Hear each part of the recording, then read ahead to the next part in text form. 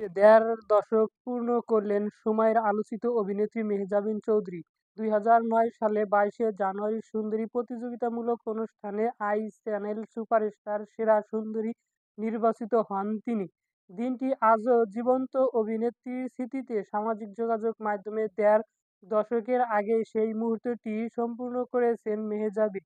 নিজের ফেসবুক পেজে প্রকাশ করেছেন আই চ্যানেল সুপারস্টার ২০০৯ সালে নির্বাচিত হওয়া মুহূর্তটি।